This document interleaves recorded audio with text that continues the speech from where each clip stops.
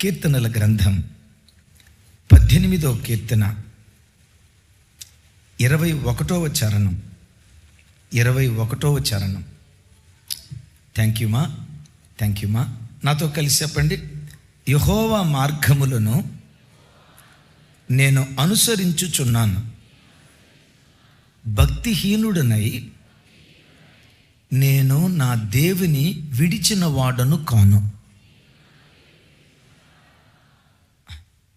ఈ కీర్తన 18వ కీర్తన. 150 కీర్తనల్లో ఇది 18వ కీర్తన అంటంతో దావీదు గారు ప్రారంభంలో రాశారేమో అని అనుకుంటాం.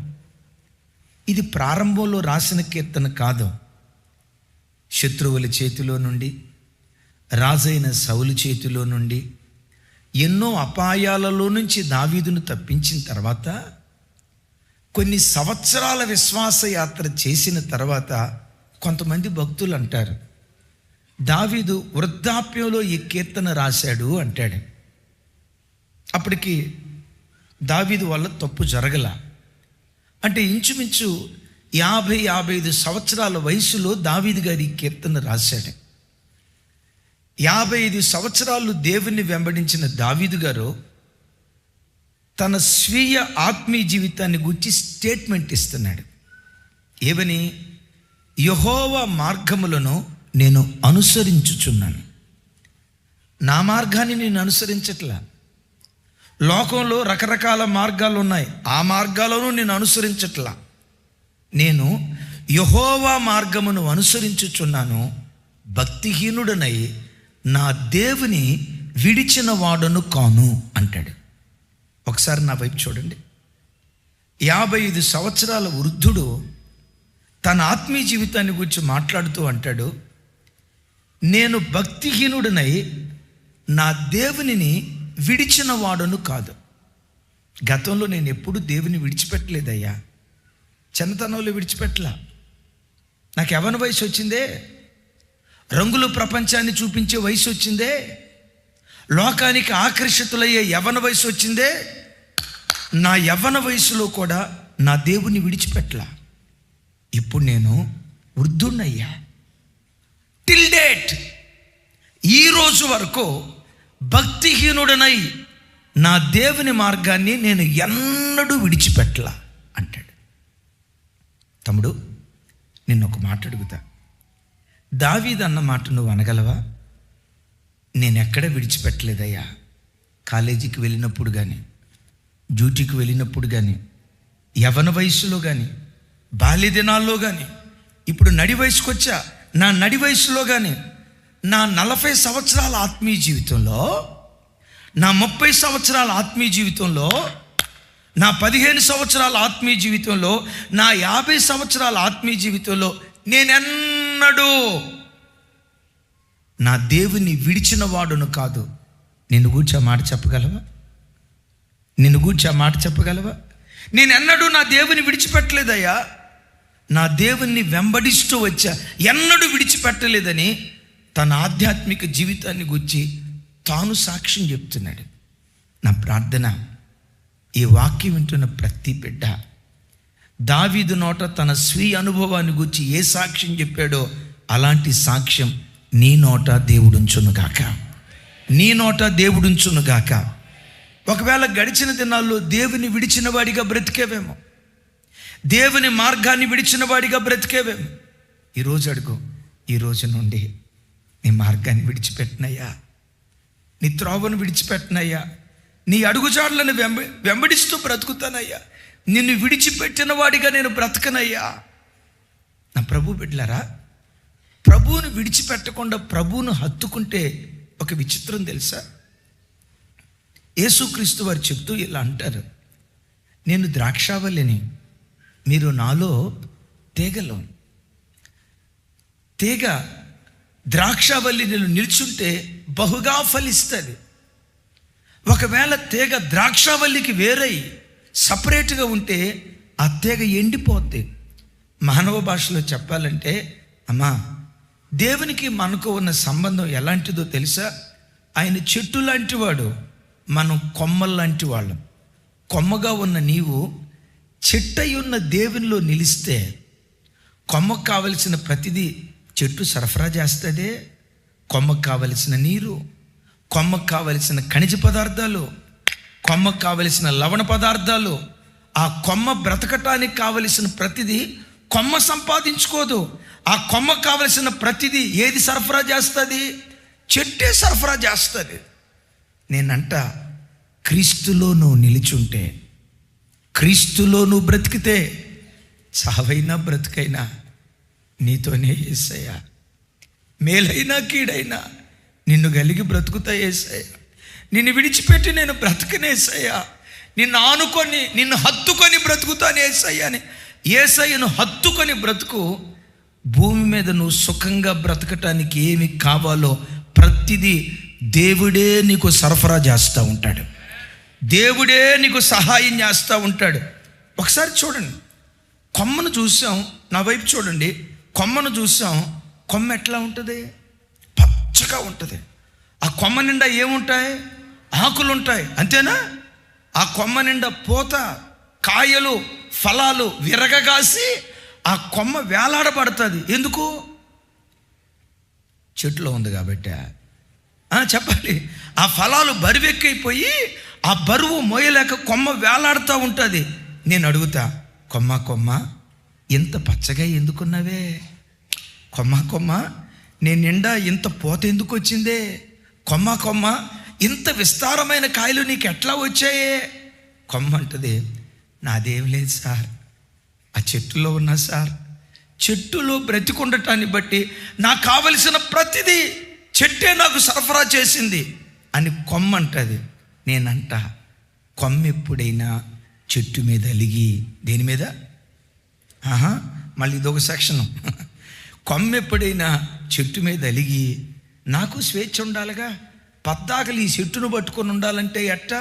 నాకు కూడా స్వేచ్ఛ ఉండాలి కదని ఎప్పుడైనా కొమ్మ చెట్టు మీద అలిగి చెట్టులో నుంచి వేరైపోతే ఏం జరిగిద్దో తెలుసా? పచ్చదనం కోల్పోయి, ఆకులన్నీ రాలిపోయి, పూతంతా రాలిపోయి, ఫలాలన్నీ రాలిపోయి, ఆ పచ్చటి కొమ్మ ఎండిపోయి చివరికి ఏమైపోద్దో తెలుసా? పొయ్యిలో పెట్టుకునే కర్రలాగా మారిపోద్ది.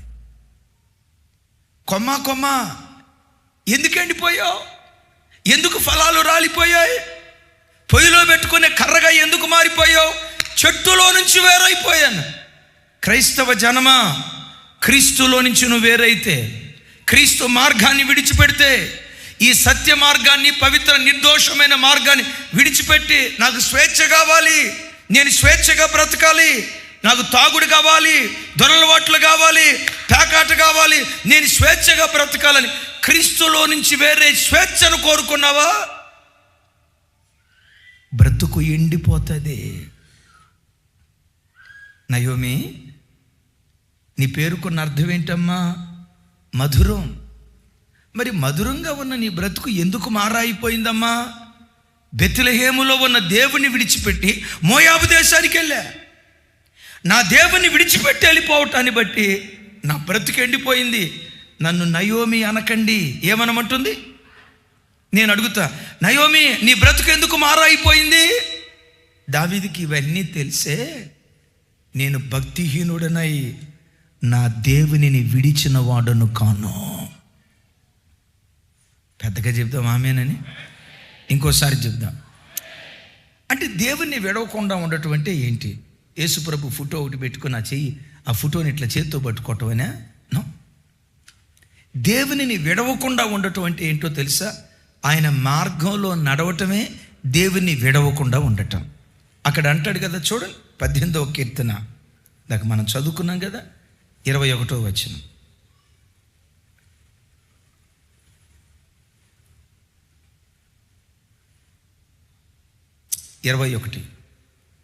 నాతో కలిసి చెప్పండి. యెహోవా మార్గములను నేను అనుసరించుచున్నాను, భక్తిహీనుడనై నా దేవుని విడిచిన వాడను కాను.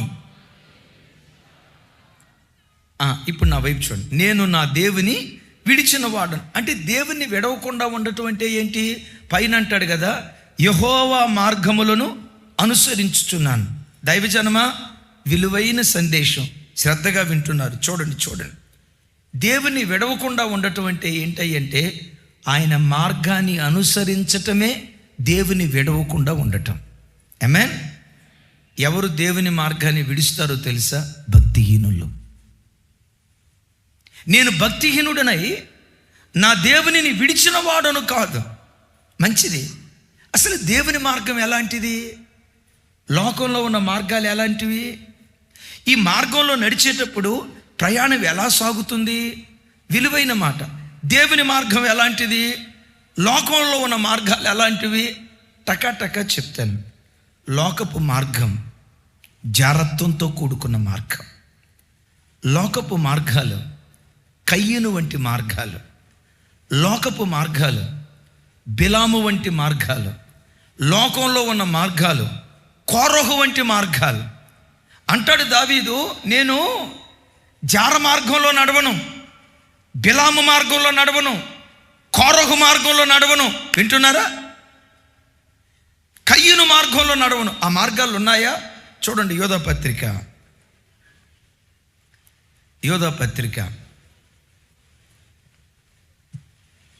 మొదటి అధ్యాయం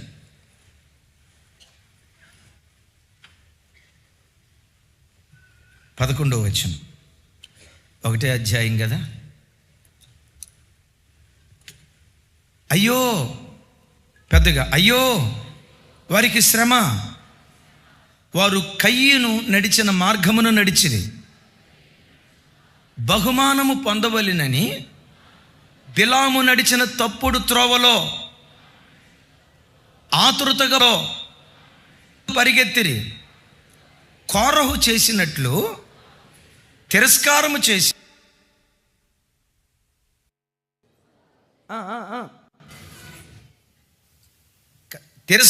చేసి అంటే ఇప్పుడు చూడండి, లోకపు మార్గాలు ఉన్నాయి, నిన్ను నాశనం చేసేయి. నా దేవుని మార్గం నిన్ను బ్రతికించే మార్గం, నిన్ను నిలవబెట్టే మార్గం, ఇంతకంటే విశేషంగా నిన్ను పరలోకానికి చేర్చే జీవ మార్గం ఈ మార్గం. లోకంలో ఎన్నో మార్గాలు ఉన్నాయి. మరలా అంట, నీకు ఇష్టమైన మార్గాలు కొన్ని ఉన్నాయి, నువ్వు కోరుకునే మార్గాలు కొన్ని ఉన్నాయి, నీ మనస్సు ఆశపడే మార్గాలు కొన్ని ఉన్నాయి, నీ శరీరం కోరుకునే మార్గాలు కొన్ని ఉన్నాయి. ఈ మార్గాలన్నిటిలో ఏముందో తెలుసా? నాశనం, పతనం, మరణం, దుఃఖం, శ్రమ, కన్నీళ్లు, ఆవేదన, ఆర్తధ్వని ఈ మార్గాల్లో ఉన్నాయి. అద్భుతం తెలుసా? నా దేవుని మార్గంలో కారపు మెతుకులు తిన్న సంతోషంగా బ్రతికే కృప ఈ మార్గంలో దేవుడు దాచిపెట్టించాడు. పెద్దగా చెప్తాం ఆమేన్. అయితే బిడ్డలారా, ఇక్కడ గమనించండి, ఈ మార్గంలోకి వచ్చిన తర్వాత ఇది విశాలమైన మార్గం కాదు. నోరు తెరవాలి అందరూ. ఇది విశాలమైన మార్గం కాదు, ఇది ఇరుకైన మార్గం. అనేక మంది ఈ మార్గం గుండా వెళ్ళాలనుకుంటారు, కానీ వెళ్ళాలనుకునేది అనేకులు, వెళ్ళేది మాత్రం కొద్ది మందే. ఎందుకో తెలుసా? ఈ మార్గం గుండా వెళ్ళేటప్పుడు ఎన్నో పోరాటాలు, ఎన్నో అపాయాలు, ఎన్నో శోధనలు, ఎన్నో ప్రతికూల పరిస్థితులు, ఎన్నో వ్యతిరేకతలు. మీకు తెలుసా? సినిమాకి వెళ్ళాలనుకున్నప్పుడు ఏమీ ఆటంకం ఉండదు. అవునంటారా కాదంటారా? మీకెక్కడ తెలుసు ఈ సంగతి? అంటే ఎప్పుడో అనుకున్నట్టున్నారు. సినిమాకి వెళ్ళాలంటే ఆటంకం ఉండదు. దేవుని మందిరానికి రావాలనుకోండి, దేవుని కొరకు బ్రతకాలనుకోండి, దేవుని మార్గంలో నడవాలంటే ఎన్నో ఆటంకాలు. బట్ ఎన్ని ఆటంకాలున్నా ఈ మార్గంలో దేవుని కొరకు నువ్వు ఎలా బ్రతకాలో ఓ ఖరీదైన మాట చెప్తాను. చూడండి, యోవేలు గ్రంథం. మీ చేతిలో బైబిల్ ఉంటే బైబిల్ ఓపెన్ చేసి ఆ మాట టిక్ చేసుకోండి. 2వ అధ్యాయం 8వ వచనం.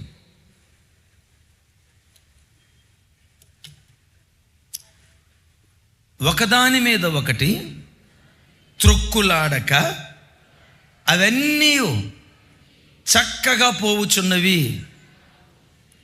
ఆయుధములు మీద పడినను అవి త్రోవ విడువవు. అంటే ఈ త్రోవలో వెళ్ళేటప్పుడు ఏం పడతాయి మీద? అరే చెప్పండి సార్, ఈ త్రోవ సాఫీ అయిన త్రోవ అంటారా, పోరాటాలతో కూడుకున్న త్రోవ అంటారా? ఇది విశాలమైన త్రోవ అంటారా, ఇరుకైన త్రోవ అంటారా?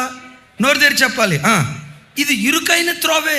ఈ ఇరుకైన త్రోవ గుండా వెళ్ళేటప్పుడు నీ మీద ఆయుధాలు సంధించే సాతాను ఉంటాడు. అరే వీడి దేవుళ్ళు బలపడకూడదురా, వీడిని ఎట్లయినా పడగొట్టాలి. ఈ కుటుంబం భక్తిగా కట్టబడకూడదురా, ఈ కుటుంబాన్ని ఎట్లయినా పడగొట్టాలి. వీడు కూర్చున్నా లేచినా దేవుడు దేవుడు దేవుడు అంటాడు కదా, ఆ శబ్దం వీడి నోట రాకుండా ఉండాలంటే నేను ఏదో ఒక కీడు చేయాలి.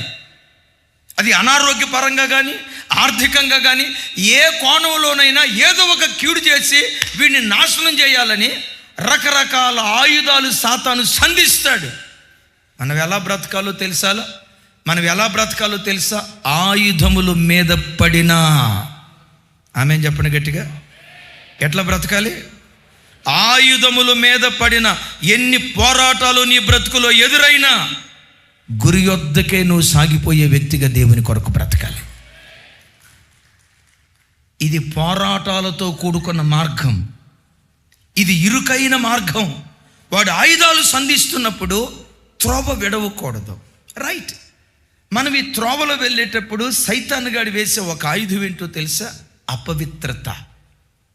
నీ కళ్ళ ముందు పెట్టేది జారత్వం, నీ కళ్ళ ముందు పెట్టేది కాముకత్వం, అపవిత్రపు దురాశలు నీ ముందు పెట్టి దేవుని మార్గాన్ని విడిచి తప్పుడు త్రోవకు వెళ్ళేటట్లుగా అపవిత్రత అనే ఆయుధాన్ని మొట్టమొదట సైతాను గడు నీ మీద సంధిస్తాడు.